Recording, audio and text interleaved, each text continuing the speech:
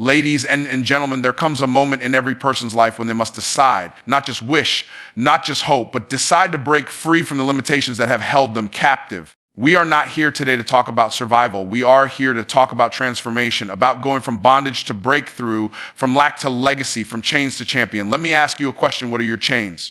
Is it fear? Is it doubt? Is it that voice in your head whispering, you're not good enough? Is it the scarcity you grew up in?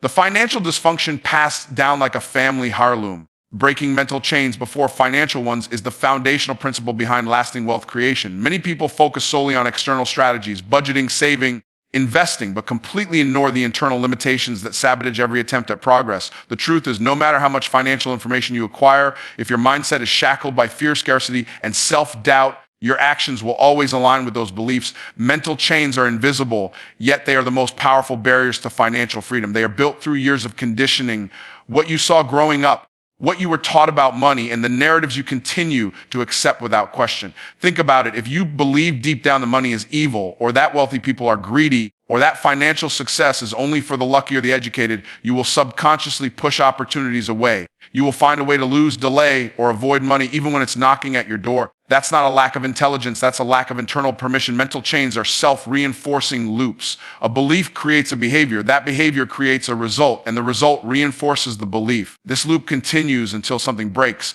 and that something must start inside the mind. You can't out-earn a poverty mindset. You can't invest your way out of low self-worth.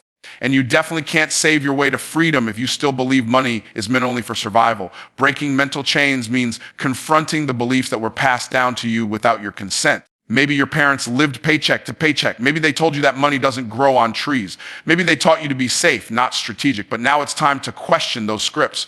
Are they true, or are they just familiar? Most people don't even realize they're wearing chains. They call it being realistic. They say things like, people like me don't get rich, or I'll never make more than this, or I'm just not good with money. These statements aren't facts. They're declarations of bondage. The real breakthrough begins when you stop repeating the story, start rewriting it. Language matters because every time you speak a limitation, you strengthen it. And every time you declare something new, you begin to reshape your identity. Identity is the root of everything. If you still see yourself as someone who is always broke, always behind, always struggling, then no amount of financial strategy will change your trajectory. Your identity will always override your intentions. This is why transformation begins in the mind. Once you begin to see yourself as a builder, a creator, a multiplier, your habits start to follow suit. You stop shrinking, you start thinking. You stop avoiding numbers and start managing them. You stop chasing security and start creating value. Breaking mental chains also requires exposing yourself to new environments. You can't grow in a space that constantly affirms your limitations. If everyone around you thinks small, spends emotionally, or mocks ambition, you will eventually adapt to fit in. But when you surround yourself with possibility thinkers, with people who challenge your thinking and expand your vision, the chains begin to loosen. Exposure creates desire, and desire fuels change. You start to believe that more is possible, not just for others, but for you. The final layer of mental chains lies in fear. Fear of success, fear of failure, fear of rejection, fear of standing out. Many people don't realize they are afraid of the responsibility that comes with abundance. They fear making mistakes, being judged, or losing it all, so they sabotage. But fear is not a reason to stop. It's a signal that something important is at stake. You must learn to act in spite of fear, not in the absence of it. Confidence comes after obedience, not shifting from an employee mindset to an ownership mindset is one of the most pivotal transformations a person can make on the journey to financial independence. The employee mindset is rooted in security, predictability, and routine. It's built around the idea of trading time for money, showing up to do what's expected, and hoping for incremental increases in pay over time. There is nothing errantly wrong with being an employee, but the limitation lies in believing that a paycheck is the ceiling of your financial potential. Ownership mindset, by contrast, is not just about owning a business or assets. It's about owning outcomes, owning decisions, and owning your future without outsourcing responsibility to someone else. People with an employee mindset tend to focus on tasks, not vision. They wait to be told what to do, follow instructions, and measure success by whether they've met someone else's standards. They often see their value in terms of hours worked or tasks completed, which puts a hard cap on their earning potential. Time is finite. Once you equate income only with hours, you limit yourself. An ownership mindset, however, understands that value, not time, creates wealth. Owners think about leverage systems, intellectual property, and equity. They don't ask, how much will I get paid for this hour? They ask, how can I build something once that pays me forever? A major difference in these mindsets lies in risk perception. Employees tend to view a steady paycheck as safe and entrepreneurship as risky. But in today's world, the real risk is putting your financial future in the hands of someone else. Layoffs happen. Companies restructure. Markets shift. The illusion of security can evaporate overnight. Ownership doesn't guarantee stability, but it puts you in control. You learn how to create income streams, how to solve problems, and how to adapt quickly, skills that are far more powerful than job titles. Another key aspect of the employee mindset is dependency on permission. Employees are conditioned to ask for approval to take time off, to pursue a new idea, even to dream bigger. Ownership mindset removes that limitation. You don't wait to be told you're ready. You decide you're ready. You don't wait for opportunity. You create it. You stop playing small because you no longer need validation from someone with a higher title. You begin to realize that authority is something you assume, not something you are given. Ownership mindset also transforms your relationship with failure. Employees are often punished or reprimanded for mistakes, so they learn to avoid risk. They become perfectionists, afraid to act without all the answers. Owners, on the other hand, understand that failure is part of progress. It's feedback, not fatal. They move faster, test more, iterate constantly. Every mistake is a lesson, every loss is a lab, and every setback contains the seed of a future win. This resilience becomes a competitive advantage. Even the way goals are approached is different. Employees think in terms of tasks and timelines. What do I need to get done today? Owners think in terms of outcomes and impact. What am I building? Who am I becoming? What problem am I solving at scale? They understand that real wealth is created by solving bigger problems for more people. Instead of focusing on doing more, they focus on becoming more valuable, more knowledgeable, more strategic. Shifting into ownership mindset requires a conscious decision to reject passive living. It requires you to see yourself not just as a worker, but as a leader, a creator, and a steward of resources. It changes how you view time, manage money, how you build relationships, and how you approach personal growth.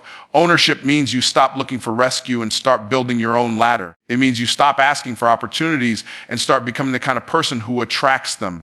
Upgrading your thinking to unlock your earning is not just a motivational phrase. It's a principle that governs every form of success.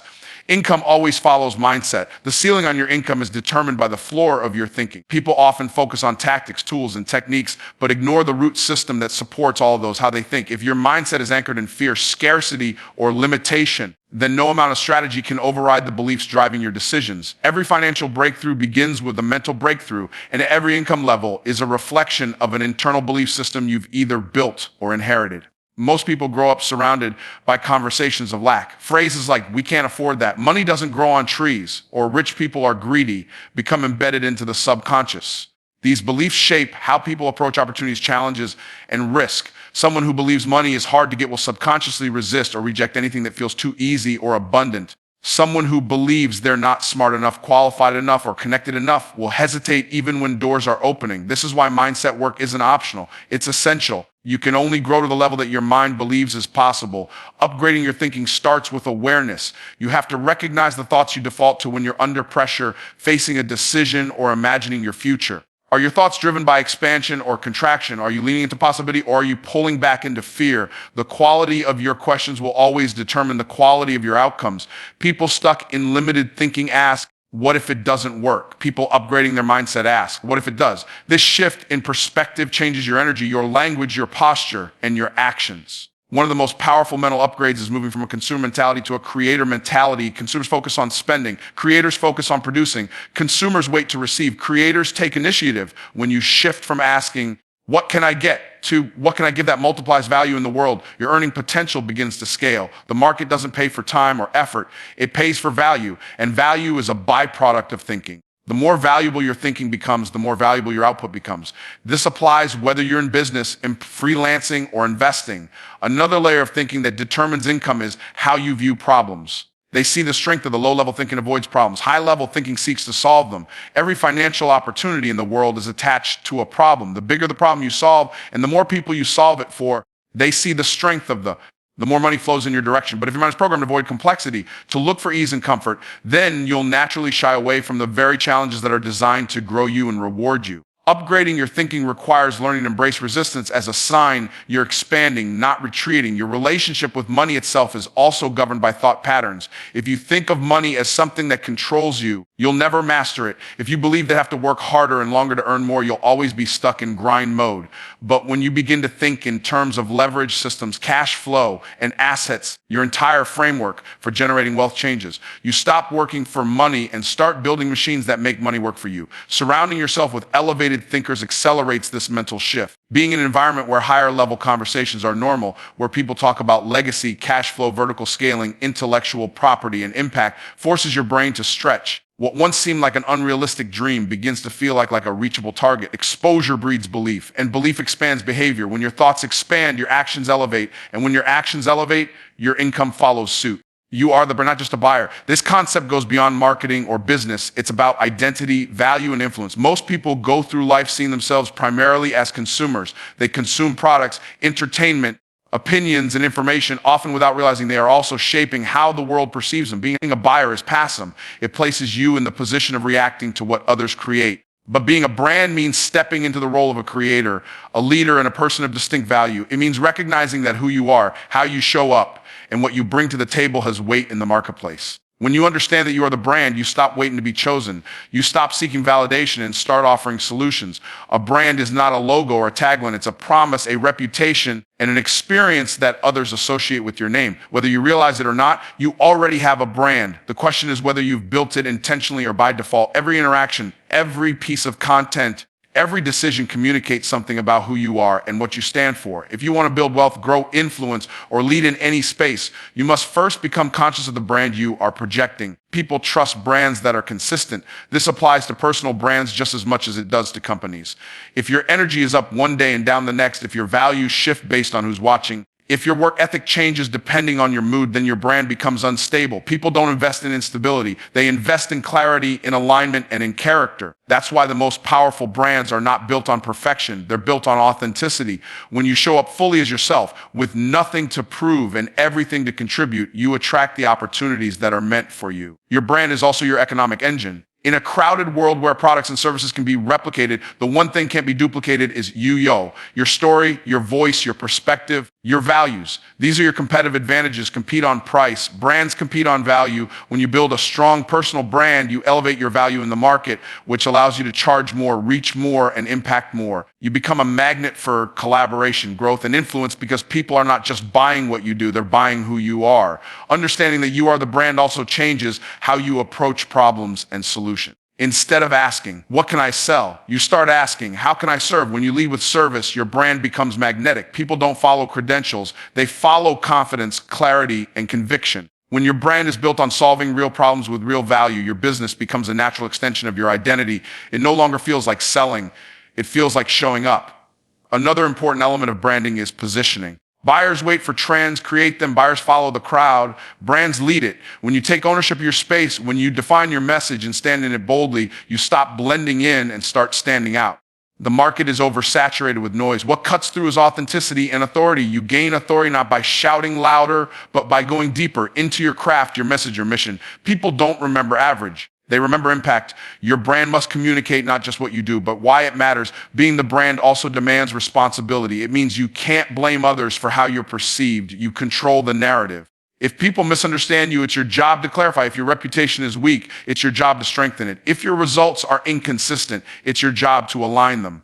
The branding is not about image. It's about identity backed by evidence. It's about becoming known for something valuable and being trusted to deliver it consistently. Wealth is a tool for impact, not ego. This is one of the most misunderstood truths in the pursuit of financial success. Many people carry negative beliefs about wealth because they've seen it used poorly. They associate money with arrogance, greed, or manipulation. As a result, they unconsciously resist pursuing it. But money itself is neutral. It only amplifies the character of the person who holds it. In the hands of someone driven by purpose, money becomes a force for transformation. In the hands of someone driven by go, it becomes a tool for self-glorification. The difference is not in the currency, but in the heart behind it. When wealth is viewed as a tool, they see the strength of it. It is no longer about status. It becomes about stewardship. A tool is meant to build, repair, and extend capacity. Money in this context becomes a multiplier of good, a resource that allows you to serve more people, create more jobs, solve more problems, and fund more solutions. It is not the goal. It is the fuel. The problem begins when people make the fuel their destination. That's when ego takes over, and the pursuit of wealth becomes an identity game rather than a mission-driven calling. People with an ego-driven view of wealth are obsessed with appearance. They use money to prove something to themselves or others. They want to be seen, praised, envied. Their success becomes performative and their wealth becomes a scoreboard. But true impact-driven wealth isn't loud. It's strategic. It builds schools, feeds families, funds ideas, and sustains movements. It doesn't need to be broadcast to be effective. Its power is in the quiet consistency of results, not the volume of its announcement. Wealth becomes dangerous only when it becomes a substitute for purpose. When people chase money without a deeper reason, they often end up empty, burnt out, or morally compromised. But when money is the byproduct of value, service, and excellence, it becomes a natural extension of meaningful work. Impact-driven wealth is not about how much you keep, it's about how much you circulate. It's about using financial power to uplift others, to empower communities, to invest in long-term solutions, and to open doors that once seemed locked. One of the most powerful ways to shift from ego to impact-driven wealth is to ask a different question. Instead of asking, how much can I make? Ask, who can I help if I make more? That one question changes everything. It reframes success as a responsibility, not just a reward. It challenges you to think bigger than your bills and your lifestyle. It pushes you to become someone who doesn't just accumulate, but activates. Someone who doesn't just earn, but equips. When wealth is aligned with impact, it creates a legacy. Legacy is not just what you leave behind, it's what you build into others while you're here. It's the scholarships, the mentorship programs, the nonprofit ventures, the businesses that outlast you. It's the ripple your choices echoing long after you're gone. And that kind of legacy requires resources. Passion without provision has limited reach. Vision without funding remains a dream. But when wealth is used with intention, it turns these into institutions and dreams into systems that benefit generations. To operate from an impact-driven wealth perspective, you must first resolve your internal conflicts about money. That you cannot steward what you secretly resent. You cannot multiply what you fear. You must believe that wealth is good in the hands of good people, that you are more effective when you're resourced, that your vision deserves funding. Once that belief is solid, your pursuit of wealth becomes clean. You are no longer chasing money to validate yourself. You are building capacity to fulfill your assignment. In this mindset, financial growth is no longer selfish. It's strategic. You build wealth so you can become the solution one else is praying for. You increase not to impress, but to impact. The goal is not to be seen as rich. The goal is to be positioned to respond, to give, to lead, and to build what matters.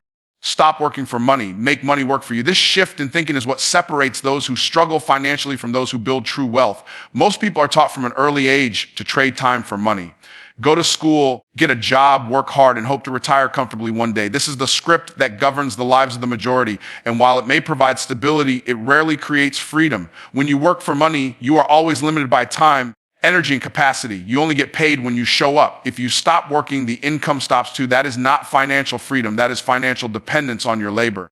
Making money work for you means understanding how to use money as a tool, a system, and a servant rather master. Money is a great servant, but a terrible master. When you work for money, you are in service to it. They see the strength of when money works for you, it serves your goals and your values and your vision. This requires you to move from being a consumer to becoming an investor. Instead of spending everything you earn, you begin allocating it in ways that multiply over time. You start thinking in terms of assets, cash flow, and equity, not just salaries and expenses. The transition begins with understanding the power of leverage. Time is limited, but money can be multiplied. You can invest in assets that grow while you sleep, real estate, stocks, intellectual property, or business systems that operate independently of your daily input. The wealthy don't work harder than everyone else. They position themselves differently. They look for places where capital can do what labor cannot. Prioritize ownership over employment.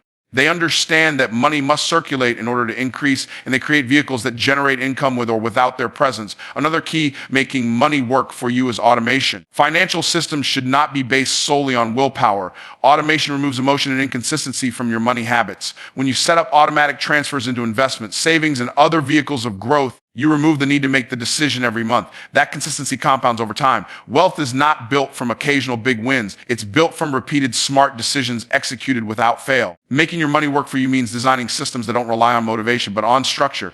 Making money work for you also requires mastering financial literacy. If you do not understand how money moves, how taxes impact wealth, how compound interest works, or how to read financial statements, you will always be at a disadvantage. Financial ignorance is expensive. The less you know, the more you pay in interest, fees, missed opportunities, and poor decisions. When you become financially literate, you see opportunities others miss. You know how to assess risk, how to negotiate, how to protect your assets, and how to expand your income streams with intention. One of the most powerful ways to make money work for you is through business ownership. A well-built business is an asset that can generate income independently of your time. It creates systems, serves clients, and produces revenue even when you're not physically involved in every transaction. Whether it's a product business, a service model with automation, or digital assets that scale, the business ownership allows you to step out of the employee role and into the architect role. You'll be building machines that print cash flow instead of just collecting paychecks. Even within employment, the principle still applies. You can use your income to fund investments, acquire income-generating assets, and build a financial portfolio that eventually replaces your need to work. Your job becomes the seed, not the harvest.